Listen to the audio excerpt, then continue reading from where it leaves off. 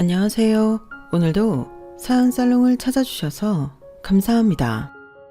서울에 살고 있는 40대 가장입니다. 우리 가족은 얼마 전에 첫 가족여행을 다녀왔어요. 정확히는 재혼 가정으로 첫 가족여행을 다녀왔다고 하는 게 맞겠네요. 저는 2년 전에 재혼을 했어요. 6년 전 아내와 사별하고 혼자 딸아이를 키우고 살다가 부모님 상화에 못 이겨 하게 된 재혼이었죠. 사실 재혼 이야기가 나온 건 오래됐어요. 아무래도 남자 혼자 어린 딸을 키우고 살려니 엄마 손이 필요한 순간이 한두 번이 아니었거든요. 세상을 떠난 아내 대신 저희 아이들 돌봐주시던 어머님은 밤낮으로 숨을 쉬듯 재혼 타령을 하셨어요. 여자는 혼자 살아도 남자는 그게 안 된다며 특히 애 딸린 호라비는 하루빨리 재혼을 해야 건강도 보살피고 자식도 제대로 키울 수 있다는 게 어머니 지론이었죠. 틀린 말은 아니었지만 그것도 다 때가 있는 거잖아요. 아내랑 사별한 지 고작 1년밖에 안 된 사람한테 지난 사람은 잊고 새 사람을 들이라고 하는 게 너무 가혹하게만 느껴졌어요. 집에서 키우던 반려견이 세상을 떠나도 쉽게 털고 새로운 반려견을 들일 수는 없잖아요. 하물며 평생 함께하려 했던 사람을 어떻게 하루아침에 모자르듯 싹 잘라내고 새로운 사람을 곁에 들입니까? 저는 도저히 그렇게는 못하겠더라고요. 어머니 말대로 살림을 맡아줄 사람이 필요한 거면 파출 도우미를 불러 도움을 받으면 되고 아이의 육아가 걱정된다면 전문기관의 힘을 빌려 해결하는 것도 방법이잖아요. 그래서 그때는 어머니가 재혼이라는 단어만 꺼내셔도 진저리가 처지고 버겁게 느껴지고 구역질이 날 것 같았어요. 아내는 죽기 전 3년간 암 투병 생활을 하다 떠났어요. 처음에는 병명이 잡히지 않아서 병원만 3-4군데를 돌아다녀야 했어요. 평소 어지간한 통증에는 아프다는 말도 안 하는 사람인데 반년 넘게 원인 모를 통증으로 고통스러워했어요. 병명 진단이 안 나오니 병원 순례를 하다시피 했고 담당 의사들은 제 아내를 마치 꾀병 환자 보듯 했죠. 제 아내는 그럴 사람이 아니라는 걸 알기에 그럴 때마다 화가 나더군요. 지금 내 아내가 거짓말이라도 한다는 겁니까? 아프니까 아프다고 하는 거 아니에요. 심한 날은 밤에 잠도 못 듭니다. 한 번씩 통증이 오면 복부를 부여잡고 꼼짝을 못 한다고요. 환자가 아프다는데 원인은 못 찾아줄 망정 거짓말쟁이로 몰아간다면 누가 이 병원에 오겠습니까? 돈이 얼마가 들든 제대로 검사해 주세요.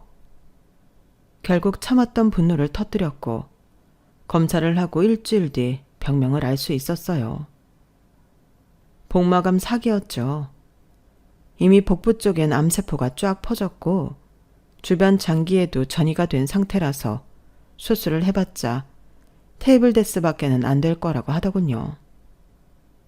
방송에서는 우리나라가 의술이 발달돼서 해외에서도 환자들이 찾아오는 상황이라고 연신 떠들더니 그게 다 개소리다 싶었어요. 반년 동안 대학병원부터 동네 병원까지 수없이 돌아다니고 나서야 겨우 병명과 함께 치료 불가 판정을 듣게 됐는데 그깟 뛰어난 의술이 다 무슨 소용이랍니까? 너무 화가 나고 기가 막히고 가슴이 찢어지는 것 같았습니다. 이제야 비로소 고생 끝 행복 시작이라고 생각하던 때 이런 일이 벌어졌으니까요. 저희 부부는 결혼하고 5년 넘게 난임으로 고생을 했어요. 저도 저였지만 아내는 누구보다 마음고생을 심하게 했습니다. 저희 어머니가 아이를 못 낳는 며느리를 그냥 두고 보실 분이 아니니까요. 제 앞에서야 크게 뭐라고 하시진 않았지만 안 봐도 뻔하죠. 본가에만 갔다 오면 아내 얼굴이 말이 아니었으니까요. 초반에는 그럴 때마다 제가 어머니께 전화해 한 소리 하곤 했었는데 몇 번이고 그러고 나니 아내가 나서서 만류하더군요. 제가 그럴수록 어머님이 더 아내를 힘들게 했던 모양이에요. 그렇게 장장 5년 넘게 난임으로 마음고생을 하던 아내는 시험관 시술을 통해 임신을 할 수 있었어요. 어렵게 가진 아기였기에 아내는 임신 초기부터 일을 그만두고 태교에 전념했어요. 평소 성격이 털털해서 가리는 거 없이 잘 먹고 누구와도 서스럼 없이 지내던 아내는 임신 기간만큼은 세상 둘도 없이 까탈스럽게 관리를 하며 지냈어요. 혹여 아이가 잘못될까봐 두려워 그랬던 거죠. 그런 마음을 잘 알기에 저도 가급적이면 스트레스를 받지 않도록 임신 기간 동안 본가 방문은 저 혼자만 했습니다. 물론 그로 인해 저희 어머니와 누나들은 그런 아내를 두고 말들이 많았어요. 아이고, 애는 지만 가졌나? 남들 다 가지는 애 배놓고 유세 떨기는. 니들 결혼한 지 벌써 몇 해째냐? 그간 내가 며느리 눈치 보느라 얼마나 속을 했는 줄 알아? 근데 태교한답시고 명절에 지 남편만 딸랑 보내? 이게 어디서 배워먹은 버르장머리야? 그래, 이번 일은 올케가 100번 잘못한 거야. 우리 엄마가 다른 집 시어머니들처럼 며느리 구박을 하기라니, 아니면 명절이라고 며느리를 부려먹기라니. 세상에 이런 시어머니가 또 어딨다고 얌체짓을 해. 따지고 보면 동훈이 네가 문제야. 와이프가 경우에 없는 짓을 하면 네가 나서서 말려야지. 어떻게 된 게 그 장단에 박자를 맞추고 있니? 엄마, 이러니까 아들 자식 키워봐야 소용없다는 말이 나오는 거예요. 역시 엄마만 알아주는 건 나밖에 없죠? 큰 누나는 어머니 옆에 자리를 잡고 앉아 제 아내 흉을 보느라 여념이 없었어요. 그런 큰딸을 방패 삼아 어머니 역시 평소 못하던 말까지 죄다 꺼내 하소연을 하셨죠. 생각 같아선 그만 좀 하시라고 소리를 치고 싶었지만 그랬다간 제 아내한테 분풀이를 할 것 같아서 한 귀로 듣고 한 귀로 흘렸어요. 그렇게 안팎으로 조심을 한 덕에 10개월 뒤 아내는 무사히 출산을 할 수 있었어요. 갓 태어난 아기는 생각보다 너무 작더군요. 하지만 아내 뱃속에 저 정도 크기의 아기가 들어있었다고 생각하니 새삼 아내가 대단하게 느껴졌어요. 평소 몸무게에서 살이 2kg만 쪄도 몸이 무겁고 허리가 아픈데 아내는 3kg가 넘는 딸아이를 10달 내내 뱃속에 담고 산 거잖아요. 새삼 엄마의 위대함을 느낄 수 있었습니다. 하지만 그건 시작에 불과했어요. 출산만 하면 다시 예전 생활로 돌아갈 수 있을 거라고 마음 편히 생각했던 저는 뒤통수를 세게 한 대 맞은 기분이었거든요. 만만하게 봤던 육아가 정말 사람 잡더라고요. 시도 때도 없이 울고 먹고 자고 싸고 잠시도 쉴 틈 없이 다람쥐통 돌듯 끊임없이 이어지는데 와, 휴일과 퇴근 후에나 잠깐 아이를 보는 저도 이렇게 힘든데 아내는 이런 생활을 어떻게 버티고 사나 싶은 게 존경스럽기까지 했어요. 그런데도 아내는 한 번도 힘들다는 말 한마디 없이 힘든 육아를 즐기는 듯 보였습니다. 당신은 힘들지도 않아. 어떻게 얼굴 한 번 안 찡그리고 살 수가 있어? 힘들어. 나도 힘든데 그보다 너무 행복해.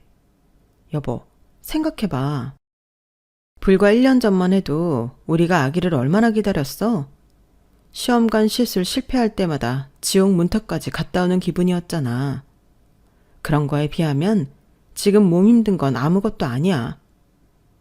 우리 예은이 방긋 웃는 얼굴 한 번에 하루 종일 힘들었던 게 싹 사라지거든. 여보, 이리 와서 우리 예은이 자는 모습 좀 봐. 천사가 따로 없지? 난 우리 예은이 자는 모습만 봐도 천국에 있는 기분이라니까. 이제 곧 복직도 해야 될 텐데 예은이 두고 일 나갈 거 생각하면 벌써부터 눈물 날 것 같아. 모든 엄마들이 그렇겠지만 아내는 딸아이를 무척이나 사랑했어요. 그래서 한 몇 년 일을 쉬면서 육아에 집중하려고 했는데 그럴 수가 없게 된 거예요. 아내가 일하던 미혼모 지원센터에서 아내 후임으로 왔던 사람이 갑자기 일을 그만두게 된 거죠. 센터에서는 아내에게 다시 나와달라 부탁을 해왔고 몇 번 거절 끝에 결국 복직을 하게 된 거예요. 두 돌이 갓 지난 딸아이는 장모님이 맡아주시게 되었고요. 센터 일을 다시 하게 된 아내는 전보다 더 열정적으로 일을 했어요. 자신이 출산을 하고 보니 미혼모의 마음을 더 이해하게 됐다면서요. 하지만 아내가 복직을 하고 2년쯤 지났을 때 장모님이 미국에 있는 처남네로 가시게 되면서 아내는 다시 일을 그만두게 되었어요. 혹시나 하는 마음에 저희 어머니께 딸아이 육아를 부탁드려 봤지만 거절을 당했거든요. 남들은 일하면서도 애만 잘 키우던데 넌 뭐가 그렇게 유난이니? 둘, 셋 낳아 키우는 것도 아니고 꼴랑 딸내미 하나 키우면서 네 윗사람을 봐라. 아들 둘 키우면서도 직장생활 잘만 하잖니? 괜히 별것도 아닌 게 지 몸은 끔찍이 아낀다니까. 말이 났으니 말인데 내 아들이 매달 벌어다주는 돈만 해도 얼마야. 남편 잘 만나 사모님 소리 들어가며 편히 살면 너도 뭔가 하는 게 있어야지. 암튼 난 니네 딸 못 키워주니까 그런 줄 알아라. 언제는 그렇게 손주 타령을 하시더니 정작 도움이 필요한 순간이 되자 어머니는 말을 싹 바꾸셨어요. 임신 문제로 저희 어머니께 몇 년간 시달림을 받아온 전적이 있는 아내는 더는 어머님과 부딪히기 싫다며 일을 그만두기로 했어요. 그런데 한동안 집에서 육아를 하던 아내가 언젠가부터 시름시름 앓기 시작한 거예요. 그리곤 앞서 말했던 것처럼 병원을 찾아다니게 되었죠. 뒤늦게 병명을 알게 됐지만 손쓸 도리가 없다는 의사의 말에 저는 아내한테 자세한 상황을 숨기기로 했어요. 복마감이라는 건 말했지만 반년을 넘기기 힘들 거라는 말은 하지 않은 거예요. 처음엔 어떻게든 암세포와 싸우겠다 의욕적으로 달려들던 아내는 의사가 말했던 반년을 넘겼고 3년 가까이 투병 생활을 이어갈 수 있었어요.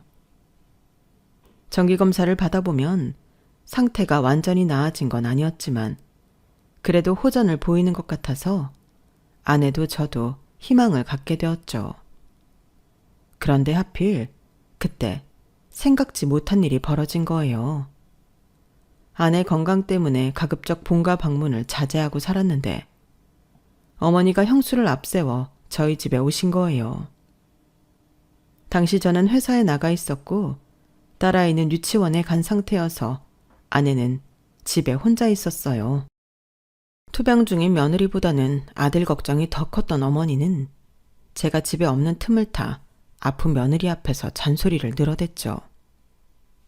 집안에 환자가 있으니 집안 분위기가 말이 아니네. 네 몸 아픈 건 안 됐다만 그래도 남편 밥은 제대로 챙겨 먹어야 하지 않겠니? 어떻게 냉장고에 죄다 사다 나른 음식들 뿐이냐. 이런 거 먹고 어떻게 남자가 밖에서 일을 해? 아휴, 불쌍한 내 아들. 함께 온 형수님은 듣다 못해 제 아내 대신 한마디 했다더군요. 어머님, 아픈 사람 앞에서 무슨 그런 말씀을 하세요. 어머님 딸이라면 그렇게 말씀하시겠어요? 아무리 팔은 안으로 굽는다지만 그러시는 거 아니에요. 그리고요, 요즘은 레토르트 음식도 잘 나오고 반찬이야 반찬 가게에서 사다 먹으면 돼요. 일반 가정집에서도 다들 그렇게 먹고 산다고요. 동서, 어머님 말씀 마음에 담지 마. 일단은 동서 몸만 생각해. 냉장고에 김치랑 밑반찬 좀 넣어둘 테니까 입맛 없더라도 꼭 챙겨 먹어. 네, 고마워요, 형님. 그래? 넌 착한 손이동서고 나는 못된 시엄이다. 그런데 너도 네 아들이 이러고 산다고 생각해봐라. 아픈 며느리가 먼전지 굶고 사는 내 아들이 먼전지 그놈의 돌팔이 의사놈은 애초에 반년밖에 못 산다는 말은 하지 말았어야지. 그러면 긴 병수발에 뭐든 대책은 마련했을 거 아냐. 그때였어요. 지금까지 6개월 시한부 판정 사실을 몰랐던 아내는 놀란 표정으로 그게 사실이냐고 되물었고, 그제야 어머니는 자신이 말을 잘못했다는 걸 깨닫게 되었죠. 하지만 이미 엎질러진 물은 담을 수 없었어요. 그날 이후 아내는 급속도로 상태가 악화됐고 정신적으로 무너져 버렸거든요. 여보, 나 이렇게 죽기 싫어. 우리 예은이 자라는 모습 곁에서 지켜보며 살고 싶어. 이렇게 죽기 억울하다고. 하루는 죽기 싫다고 저를 붙들고 울고불고 하다가 다음 날엔 또 다른 모습을 보였어요. 당신은 좋겠다. 나 죽고 나면 젊고 예쁜 여자 만나 살면 되잖아. 안 그래도 피부도 처지고 몸도 예전만 못한 나랑 사는 게 지겨웠을 텐데. 잘 됐다고 생각하지? 내가 알아서 사라져주니까 좋아 죽겠지. 말해봐. 말해보라고. 마치 자신의 불행이 저 때문인 것처럼 저만 보면 욕설을 퍼붓고 악담을 쏟아냈어요. 그러다가 주저앉아 펑펑 울면서 자기 좀 살려달라고 제 바지가랑이를 잡고 울먹였죠. 아내의 이런 모습을 곁에서 지켜보는 건 너무도 힘들었어요. 그건 딸아이도 마찬가지였을 거예요. 늘 웃는 얼굴로 자신에게 사랑을 쏟아주던 엄마가 하루아침에 무섭게 변해버렸으니 왜 안 그렇겠어요. 아내는 마치 죽음을 준비하는 사람처럼 딸아이와 제게 정을 때려는 듯 보였어요. 그리고 2달여가 지난 어느 날 고열과 통증 악화로 응급실에 실려간 뒤 그대로 세상을 떠나고 말았어요. 언제고 닥칠 일이라고 생각은 했지만 이런 식의 마지막은 아니기를 바랐는데 최악의 상황을 맞고 만 거죠. 그때는 아내의 죽음이 마치 어머니 탓인 것처럼 느껴졌어요. 그날 아내 앞에서 그런 소리만 하지 않았어도 조금은 더 오래 살지 않았을까 생각했으니까요. 그래서 1년 넘게 어머니를 보지 않았어요. 하지만 어린 딸을 홀로 키우려니 결국엔 제가 먼저 도움을 청하게 되더군요. 그렇게 다시 본가의 발걸음을 시작하게 됐는데 얼마 지나지 않아 또다시 문제가 생긴 거예요. 어머니의 재혼 타령이었죠. 남자 혼자 어떻게 아이를 키우냐는 게 어머니의 단골 멘트였어요. 그럴 때마다 거절하느라 진땀을 흘렸고 때때로는 큰 소리가 나곤 했어요. 자식을 생각한 부모의 마음이라는 건 알면서도 한편으로는 어머니께 서운한 마음도 들었어요. 그래도 10년 가까이 고부관계로 지내던 사람이 세상을 떠났는데 그리워하는 마음보다는 서둘러 대체자를 찾으려는데 혈안이 된 모습이 좋게 보이지 않았거든요. 마음이 떠나서 이별을 한 것도 아닌데 하루아침에 싹 지워버리는 게 가능하냐고요. 이런 상황에 새로 누군가를 아내로 들인다는 건 그분한테도 못할 짓이 분명하고요. 결국 재혼 문제로 어머니와는 수년 동안 나를 세웠고 그러는 사이 딸아이는 점점 더 엄마 손을 필요로 하게 되었어요. 그러자 하루는 형수님이 회사로 찾아와 그러더라고요. 제 입으로 도련님한테 이런 말을 꺼내는 날이 오게 될 줄은 몰랐어요. 제가 동서하고는 그래도 꽤 마음을 주고 살았으니까요. 그런데요, 도련님, 다른 건 제쳐두고라도 예은이 생각을 해보세요. 이제 곧 사춘기가 올 거고 여자애들은 남자애들과 달리 준비해야 하는 게 많아요. 물론 제가 가끔씩 들여다보고 챙겨주기는 하겠지만 그걸로는 부족할 거예요. 도련님도 예은이 잘 키우고 싶잖아요. 안 그래요? 그러니 예은이 생각해서라도 재혼 생각해 보세요. 생각 정리되면 연락 주세요. 아내와는 돈독하게 지냈던 형수님 말이라 그런지 어머니가 닥달하던 재혼과는 다르게 느껴졌어요. 그래서 그날 집에 돌아와 딸아이를 살펴보았죠. 제 눈으로 봐도 엄마 손이 필요해 보이더라고요. 제가 머리를 잘 묶어줄 수 없어서 단발로 잘라준 머리는 어느새 치렁치렁해져서 더벅머리처럼 돼 있었고, 옷들도 하나같이 중성적인 것들 뿐이더라고요. 제 손으로 골라준 것들이라서 아무래도 그런 거겠죠. 프릴이나 꽃무늬가 그려진 옷들도 사주긴 했는데 예쁘다기보다는 유치함에 가까워서 그런지 딸아이가 잘 안 입더라고요. 무엇보다 아이가 커감에 따라 제 손으로 목욕을 시켜주기 힘들어졌다는 것도 문제였어요. 그렇다고 혼자 씻게 둘 수도 없는 노릇인데 말이죠. 그러다 재혼을 결심한 결정적 계기가 생겼어요. 하루는 딸아이를 데리고 문구점에 갔는데 거기서 딸아이네 반 아이와 그 아이 엄마를 만난 거예요. 아이 엄마는 우리 예은이한테 친구 생일 선물 사러 왔냐고 물었고, 그 말에 옆에 있던 아이가 지 엄마 옷을 잡아당기더라고요. 그리고는 이렇게 속삭였어요. 엄마, 예은이는 초대 못 받았단 말이야.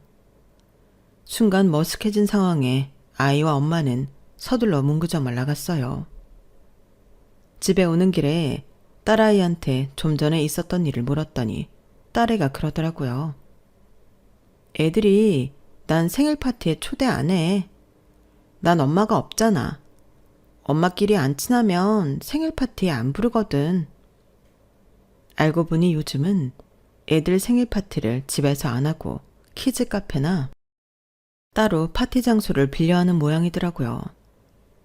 그런데 워낙 준비할 것들이 많으니 엄마들끼리 정보도 공유하고 서로 아는 집 아이들만 초대를 하는 모양이었어요. 아이들이 생일 파티를 하는 동안 엄마들은 엄마들대로 모여 밥도 먹고 수다도 떨어야 하다 보니 그렇게 된 거였죠. 순간 제 딸아이가 엄마가 없다는 이유로 또래 아이들 무리 밖으로 밀려났다는 생각이 들었어요. 저도 이렇게 속이 상하는데 제 딸아이는 얼마나 속마음이 아플까 생각하니 감정을 추스를 수가 없더라고요. 그래서 형수님께 전화해 선을 보겠다고 했어요. 그렇게 만난 사람이 바로 지금의 아내예요. 15살 차예요? 형수님, 그건 좀 너무 심한 거 아닐까요? 제가 초혼도 아니고 재혼인데 상대분한테 실례잖아요. 저도 처음엔 나이가 어려서 걱정했는데 만나보니 사람이 참 괜찮더라고요. 무엇보다 그쪽에서 나이 차이가 좀 있는 사람을 원해요. 연고가 없는 사람이다 보니 나이 차이가 나더라도 안정된 가정을 꾸리고 싶은 모양이에요. 생각해보면 여자 쪽이 나이 어린 게 꼭 나쁜 것만은 아닌 것 같아요. 예은이 친구 엄마들 나이 보면 다들 도련님보다 한참 어리잖아요. 젊은 엄마라서 애 키우는데 더 빠릿빠릿할 거고요. 그러니까 일단 한번 만나보고 아니다 싶으면 거절하면 되죠. 사실 제가 결혼도 남들보다 늦게 한 데다 아이도 결혼하고 5년이나 지나서야 가졌기 때문에 동년배들에 비해 애가 좀 어린 편이에요. 다들 중고등학생 자녀를 두고 있으니까요. 그래서 형수님 말대로 어쩌면 젊은 엄마가 더 예은이한테 필요할지 모르겠다는 생각이 들었어요. 어차피 딸아이 생각해서 하는 재혼이니 딴 거 생각 말고 일단 선자리에 나가보자 했죠. 나이 차이 때문에 걱정을 했는데 막상 만나보니 형수님 말대로 사람이 참 괜찮더라고요. 무엇보다 참 착했어요. 남의 자식 키우고 사는 게 쉽지 않은 결정이었을 텐데 그 부분에 있어서 반감도 없어 보였고요. 게다가 직업이 유치원 보조교사였기 때문에 안심이 되는 부분도 있었어요. 학벌은 고졸인데 사설기관을 통해 보육교사 과정을 이수했다고 하더군요. 양친이 생존해 계시긴 하는데 무슨 이유인지는 모르겠지만 연을 끊고 살고 있다더군요. 그런 이유로 결혼을 하게 된다면 따로 식은 올리지 않았으면 한다고요. 제 입장에선 꽤 괜찮은 조건이었지만 그래도 평생 한 번 있는 결혼식을 이렇게 해도 되나 싶었어요. 부모님도 없이 치르는 결혼식은 너무 비참하잖아요. 그렇다고 영 끊고 산 지 한참 됐는데 이제 와서 연락해 결혼식에 참석해 달라고 하기도 그렇고요. 부모님과는 왜 연을 끊게 됐는지 말해줄 수 있어요? 제가 부모님 가슴에 못을 박았어요. 부모님 반대를 무릅쓰고 동거를 했거든요. 그때는 그게 사랑인 줄 알았는데 같이 산 지 1년이 조금 넘자 현실의 벽이 높다는 걸 실감하게 됐어요. 그래서 헤어졌고 헤어진 이후로는 부모님께 죄송해서 연락을 못하게 됐어요. 남자와 동거를 했었다는 말이 달갑게 들리지는 않았지만 한편으로 저는 결혼 생활까지 했던 사람이기 때문에 오히려 덜 미안할 수 있어 다행이다 싶더군요.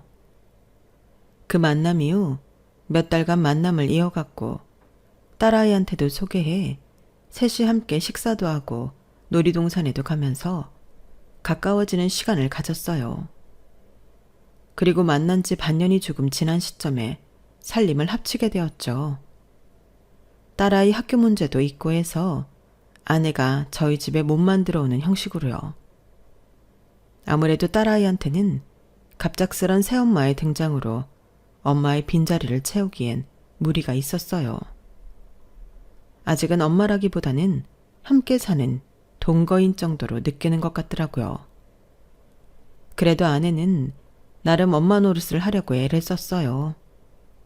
아이 학교 일에도 활발하게 참여하고 요즘 여자아이들 사이에서 유행하는 학용품이며 장난감, 액세서리 같은 걸 사와서 예은이 관심을 사려 노력했거든요.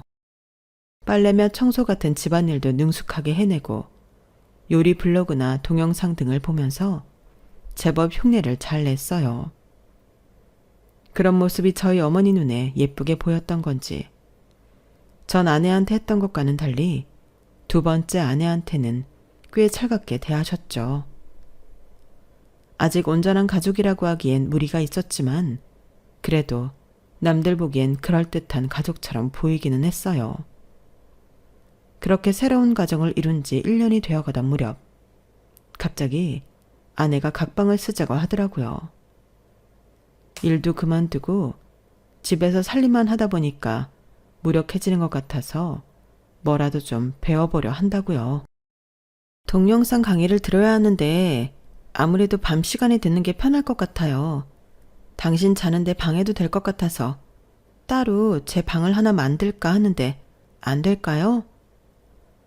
나야 상관없긴 한데 그런 이유라면 각방을 쓰기보다는 차라리 서재를 만드는 게 낫지 않겠어? 원한다면 손님방을 서재로 꾸며줄게. 아, 그것도 좋긴 한데 아무래도 새벽까지 동영상 강의를 듣고 침대로 돌아가면 당신이 자다가 깰 수도 있으니까요. 당신이 원치 않으면 그만둘게요. 결혼하고 처음 부탁을 하는 건데 안 된다고 하기가 그래서 아내 뜻대로 방을 만들어 주었어요. 어려울 것도 없는 일이니까요. 손님방으로 쓰는 곳이라 침대랑 붙박이장도 있어서 책상만 하나 따로 장만해 주었어요. 아내는 낮 시간에도 종종 그 방에 들어가 공부를 했고 딸아이한테도 엄마가 공부하는 방이니 함부로 들어가지 말라고 주의를 주었어요. 그렇게 각방을 쓴 지 3개월쯤 지났을까요? 이상한 일이 생기기 시작한 거예요. 시작은 딸아이가 남긴 말이었어요. 하루는 출근길에 딸아이 차에 태워 등교를 시키는데 이런 소리를 하지 뭐예요. 아빠 있잖아. 이거 새엄마한테는 말하지 마. 무슨 얘긴데 그래? 새엄마 공부방에서 이상한 소리가 나는 것 같아. 저번에 밤에 자다가 목이 말라서 주방으로 간 적이 있는데 새엄마 방에서 우는 소리가 들리더라. 그런데 우는 소리가 새엄마 목소리가 아니었어. 그래서 다음날 낮에 새엄마 공부방에 들어가 보려고 했는데 문이 잠겨 있더라. 그런데 내가 막 문고리를 돌리니까 안에서 소리가 나더라고. 뭔가 안에서 움직이는 것 같기도 하고 문소리도 나는 것 같고 말이야. 엄마가 안에서 공부하고 있었겠지. 아니야. 엄마는 주방에서 저녁밥하고 있었어. 혹시 그 방에 귀신이 있는 거 아닐까? 그때는 딸아이가 잘못 들은 거라고 생각하고 무심하게 넘겼어요. 그러다 일이 벌어진 거죠. 제가 평일에는 일 때문에 시간이 없어서 딸아이와 놀아주지 못하고 아내한테 맡기는 편이거든요. 그래서 주말엔 가급적 딸아이와 시간을 보내려고 하는 편이에요. 하지만 집에서 할 수 있는 게 한정적이다 보니 주로 밖에 데리고 나가곤 했죠. 그런데 그럴 때마다 아내는 자기는 공부를 해야 한다며 우리 둘만 다녀오라고 하지 않겠어요? 처음 몇 번은 부녀간에 시간을 갖게 하려고 일부러 피해주나 보다 했는데 그런 일이 이어지다 보니 그게 아니다 싶은 거예요. 그래서 내심 꽁에 있었죠. 그런데 그 일이 벌어진 거예요. 그날은 주말이고 해서 딸아이와 카페에 가려고 아침 11시쯤 집을 나왔어요. 그런데 엘리베이터에서 만난 아래층 사람이 대뜸 그러는 거예요. 1203호 사시죠? 전 그 아래층 사는 사람이에요. 아침부터 하루 종일 뛰어다니는 소리가 나길래 사내아이를 키우나 보다 했는데 애가 둘인가 보네요? 네? 그게 무슨 말씀이세요? 말이 났으니 말인데 우리도 애를 키우는 입장이라 어지간하면 이해하려고 하거든요. 그런데 이건 해도 해도 너무 심하잖아요. 어떻게 아침부터 밤까지 그렇게 애가 뛰어다닌 걸 내버려둬요? 특히 주말엔 얼마나 심한지 몰라요. 아이한테 주의 좀 주세요. 뜬금없는 층간소음 얘기에 어안이 벙벙했어요. 그래서 우리는 딸아이 하나밖에 없다고 했더니 제 딸을 흘겨보더라고요. 층간소음의 주범이 너냐 하는 표정으로요. 오해십니다. 우리 딸이 그런 게 아니에요. 아침부터 엄청 뛰어다닌다고 하셨는데 우리 애는 초등학생이라서 오전 시간엔 학교에 가고 없다고요. 그러자 아랫집 여자는 머리를 갸웃거리며 말을 흐리며 미안하다고 사과를 했어요. 괜히 아침부터 기분이 상한 저는 차에 타서도 기분이 풀리지 않더라고요. 그랬더니 딸아이가 그러는 거예요. 거봐, 내가 그랬잖아. 새엄마 방에서 귀신 소리가 난다고. 나 학교 가고 없는 사이에 귀신이 집에서 뛰어다니나 봐. 귀신은 무슨 귀신이야. 아파트라 집들이 붙어 있어서 옆집이나 다른 층에서 나는 소음이 잘못 전해진 걸 수도 있어. 말은 그렇게 했지만 솔직히 저도 의심이 가긴 했어요. 그래서 지갑을 놓고 왔다고 핑계를 대곤 딸아이를 차에 둔 채 다시 집으로 올라갔죠. 일부러 현관 초인종을 누르지 않고 카드키로 들어갔는데 글쎄 집 안에서 아이 웃음소리가 들리지 뭐예요. 거실로 가봤더니 5살 남짓한 사내아이가 온 집안을 뛰어다니며 깔깔대고 웃고 있었어요. 아내는 그런 아이를 쫓아다니며 장난을 치고 있었고요. 그러다 아내가 저를 발견하고는 비명을 지르더군요. 엄마야! 아랫집 여자가 말했던 층간소음의 주범을 눈앞에 둔 저는 너무 황당해서 눈만 꿈뻑였어요. 그러자 아이가 제 아내 품에 숨어들었고 아내는 손을 벌벌 떨며 금방이라도 울음을 터뜨릴 것 같은 표정이 되었어요. 얘는 누구야? 누군데 우리 집에서 뛰어놀고 있어? 겉보다 얘는 언제 온 거야? 방금 전까지 집엔 당신뿐이었잖아. 나랑 예은이가 나가기 전까지 집엔 당신 혼자였잖아. 도대체 어떻게 된 일이야? 울지만 말고 설명을 해보라고. 저도 모르게 목소리가 높아지자 사내 아이는 울음을 터뜨렸고 아내는 그런 아이를 달래느라 여념이 없었어요. 결국 그날의 외출은 포기한 채 아이는 제 딸아이와 함께 아파트 놀이터에 보내고 아내와 둘이 얘기를 나눴어요. 그리곤 기가 막힌 사연을 듣게 되었죠. 고등학교 3학년 때 임신을 했어요. 제 과외 선생님이었던 대학생 오빠랑 부모님 몰래 사귀고 있었거든요. 임신 사실을 알고 부모님이 아이를 지우라고 닥달을 하셨고 그 길로 집을 나왔어요. 한동안 오빠 원룸에 들어가 같이 살았는데 오빠네 엄마한테 들켜서 쫓겨나게 됐어요. 오빠는 얼마 뒤 군대에 가게 됐고요. 갈 곳이 없었던 아내는 미혼모 센터를 찾아가게 됐고 같은 처지의 미혼모들이 기거하는 시설에서 지내게 되었다더군요. 주변에선 출산 후 아이를 입양 보내고 새 인생을 살라고 했지만 그때 상담을 해주신 선생님만큼은 유독 아이를 키워보라고 권했다나 봐요. 선생님이 경제적으로 도움도 많이 주시고 정부 지원을 받을 수 있도록 도와주셨어요. 덕분에 아이를 키우며 살 수 있었는데 오빠네 부모님이 어떻게 알고 찾아오신 거예요. 아이를 데려가겠다고요. 마침 그때 상담 선생님이랑도 연락이 끊기고 경제적으로도 몰려있던 상황이라서 아내는 아이를 남자 쪽 부모한테 내어줬고 그 후 아르바이트를 하며 검정고시를 준비했다고 들었어요. 고졸 자격을 갖게 된 후 사설기관에서 보육교사 과정을 이수했고 이후엔 제가 아는 대로 보조교사 일을 하다가 저와 결혼한 거였죠. 그런데 몇 달 전에 갑자기 애를 데려가라고 연락이 온 거예요. 오빠가 결혼을 하게 됐다고요. 여자 쪽에선 오빠한테 애가 있다는 사실을 모른다고 데려가라고. 안 그러면 시설에 보내겠다고. 그래서 데려왔어요. 당신한테 진작 얘기 못해서 미안해요. 갑자기 각방을 쓰자고 했던 그 시점이 아이를 데려온 때였어요. 아침에 저랑 딸아이가 집을 나서기 전까지 아이를 방에 둔 채 방문을 걸어두었고 집이 비어있는 시간대엔 아이를 데려 나와 일반적인 모자로 살았던 거죠. 초등학생인 제 딸은 방과 후 학원을 다녔으니 오후 5시가 넘어서야 집에 오곤 해서 아내의 이중생활은 들키지 않고 이어질 수 있었어요. 게다가 주말엔 제가 딸아이와 함께 자주 외출을 했기 때문에 아내도 아이도 자유롭게 집안을 활보할 수 있었을 거고요.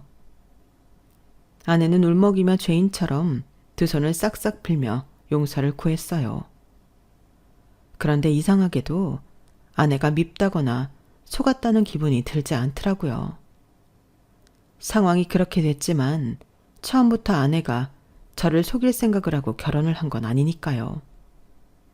어차피 재혼 가정인데 양쪽에 자식 하나씩 있는 게 무슨 큰일이겠어요. 더불어 이런 일도 있고 하니 아내가 미안한 마음에라도 제 딸아이한테 조금 더 잘해주지 않을까 하는 야근 생각도 들었어요. 그래서 아내한테 아이는 우리가 키우자고 말했죠. 우리가 키우자. 어른들의 잘못으로 아이 인생을 망치면 안 되잖아. 따지고 보면 예은이한테도 동생이 생겨서 좋고 당신 아이한테도 누나가 생겨서 좋은 거잖아. 그러니까 그만 울어. 진작 나한테 말했으면 애도 당신도 그 고생 안 했을 텐데. 예은이도 귀신 타령 안 했을 거고. 아내는 한참을 고맙다며 울먹였어요. 아내가 진정을 하는 사이 저는 놀이터로 내려가 아이들을 데려왔어요. 그리고 앞으로 우리 가족은 세 식구가 아니라 네 식구라고 얘기를 해주었죠. 무엇보다 딸아이는 집에 귀신이 있는 게 아니라는 사실에 안도하는 것 같았어요. 얼마 뒤 아이의 친부를 만나 친권과 양육권에 대한 매듭을 짓고 아이를 제 호적에 올렸어요. 비로소 완전한 가족이 된 거죠. 그런데 생각지도 않은 상황이 발생한 거예요. 전 아내의 기일을 맞아 온 가족이 낙골당으로 향했는데 아내가 전 아내의 사진을 보고 오열하기 시작한 거예요. 일전에 아내가 말했던 상담사가 바로 제 아내였던 거죠. 아이를 입양 보내지 말고 어떻게든 키우라고 설득했던 바로 그 사람이요. 당시 전 아내는 딸아이 육아를 하다가 전임자의 부재로 다시 센터 일을 하고 있었는데 그 무렵 지금의 아내를 만났던 거예요.